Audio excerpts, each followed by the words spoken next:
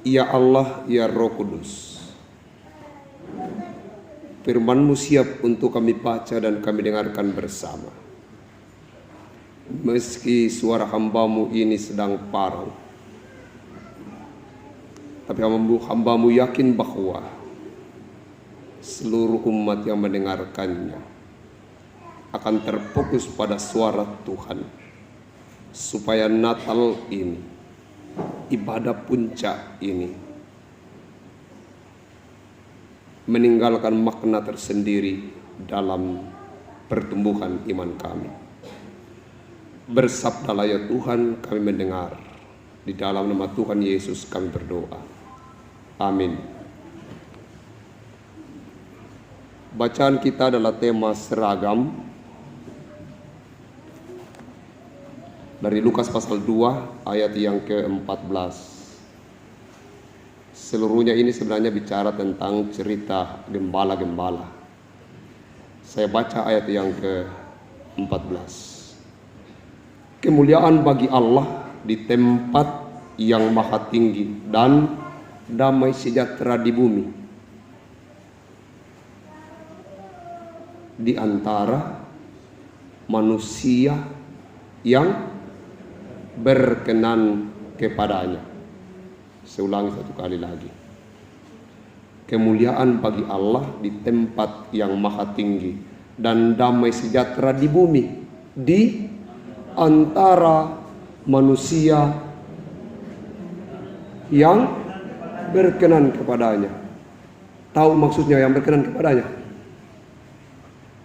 Ini seperti cerita biasa saja yang lumrah. Banyak orang berpikir bahwa kita semua ini damai sejahtera. Emangnya kamu berkenan kepadanya? Yang berkenanlah yang sejahtera. Saudara, Bapak Ibu, sejahtera di sini sekarang? Sejahtera. Apa yang membuat kita merasa bahwa kita sedang sejahtera?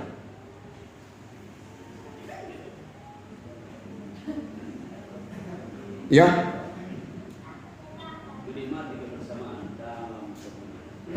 ya, kita konsep sejahtera, konsep damai, konsep nikmat berbeda pada setiap orang. Ada banyak teman-teman yang merasa tidak akan sejahtera kalau dia ibadah malam ini, sehingga pulang itu adalah bagian dari cara mereka mensejahterakan diri mereka. Ada banyak tidak merasa sejahtera kalau dia mengikuti ibadah malam ini. Suara saya agak keras karena parau, bukan karena saya marah. Damai sejahtera selalu dicari orang. Ternyata kuncinya hanya satu. Kalau engkau hidup berkenan di hadapan Tuhan, kata dan perbuatanmu berkenan, maka sejahteralah engkau. Bukan karena status yang ada padamu, bukan karena apa yang kau miliki. Tidak. Gembala-gembala dalam bacaan ini, sesudah mendengar suara ini, tidak berubah statusnya menjadi Herodes. Tidak. Atau tidak menjadi Yusuf, atau tidak menjadi Maria, atau mendapat tempat di kandang itu. Kemudian katanya begini, karena kita gembala, maka kita yang kami menguasai kandang ini. Siapa lagi? Kitalah pemiliknya. Tidak. Mereka kembali tetap mangkambi, kembali tetap gembala. Apa yang membedakan mereka dalam perjumpaan mereka dengan malaikat Tuhan itu? Kembalilah mereka memuji Allah, katanya. Kata yang sama diucapkan, sama dengan yang diucapkan malaikat, sama dengan yang diucapkan. Memuji Allah, katanya. Kemuliaan bagi Allah. Kalau seseorang itu memuliakan Allah, maka dia akan sejahtera, dia akan bahagia, dia akan damai. Kasih tahu mereka yang sudah pulang dan tidak ibadah. Tanya, apakah Anda merasa damai sejahtera pulang tidak ibadah? Mereka akan ingat itu dan malu. Harusnya mereka tidak damai sejahtera. Harusnya kita baru merasa damai sejahtera kalau kita menyelesaikan ini barang. Karena puncak dari perayaan ini adalah, tadi malam dengan sedikit jengkel saya berkata begini, kalau orang tidak datang mendengarkan KPI, saya abstain untuk semua olahraga. Walaupun beberapa olahraga kami lolos ke final, tapi saya bilang lebih baik Anda tidak berolahraga.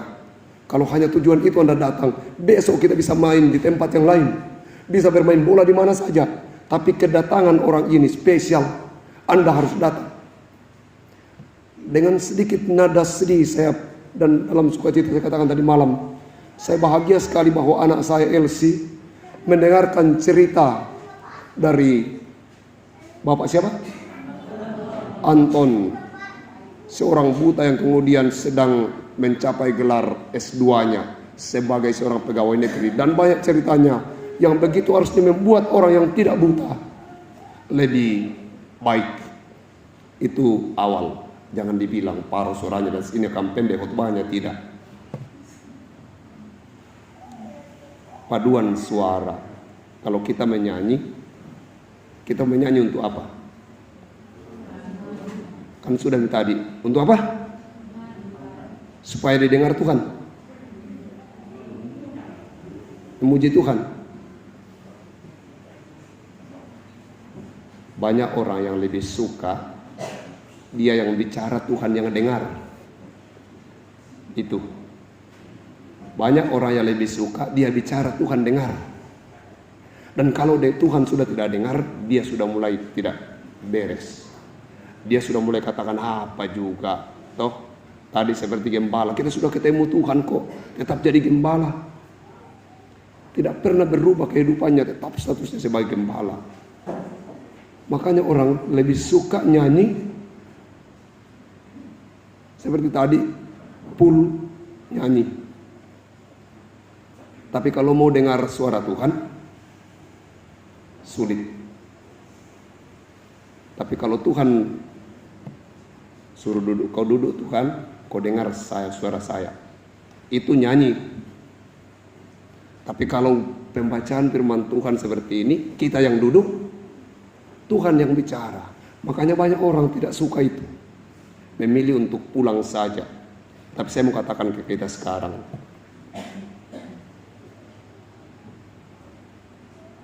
kita harus menjadi orang yang menikmati damai sejahtera.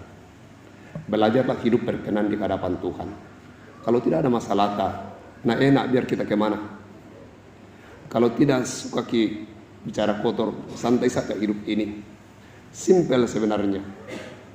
Kalau kita sudah memuliakan Tuhan, setiap yang kita lakukan, kita ukur dulu. Oh, ini muliakan Tuhan tidak? Kemuliaan bagi Allah di tempat yang maha tinggi. Ketika kita berkata bahwa kemuliaan bagi Allah di tempat maha tinggi, maka hal itu akan masuk dalam hidup kita. Nyanyi rindu rumah, nyanyi tentang lagu ingin pulang Natalan. Jangan pikir bahwa orang itu tidak sedang sejahtera. Sejahtera, walaupun dia tidak bisa pulang. Jauh di dusun kecil di sana rumahku, lama sudah aku tinggalkan, aku rindu, aku ingin pulang Natal di sana. Walaupun dia tidak pulang, tapi dia sedang sejahtera dalam nyanyian itu. Sejahtera itu simpel. Kenapa dia bisa sejahtera? Karena rindu. Kenapa dia rindu? Karena di sana ada cinta. Walaupun dusun kecil itu sudah tidak ada, sudah menjadi kota yang besar, nyanyian itu tetap ada matinya. Kenapa? Bukan karena persoalan dusunnya, tapi persoalannya bahwa di sana ada orang yang sangat mengasihinya, dan pernah di sana dia merasakan bahwa dia dikasihi, dia disayangi. Mari juga kita ciptakan Natal kita begitu. Mari kita ciptakan kegiatan kita begitu, supaya anak-anak kita biar dari Morowali selalu ingin pulang datang ke sini. Natal klasis. Dari Makassar ingin pulang. Kenapa? Mau Natal klasis, mau Natal di jemaat sendiri, rindu pulang. Bukan karena persoalan dusun kecil itu, tapi karena persoalan ada cinta dan kasih sayang. Dan kalau mereka sudah rindu, dan kalau Anda juga rindu,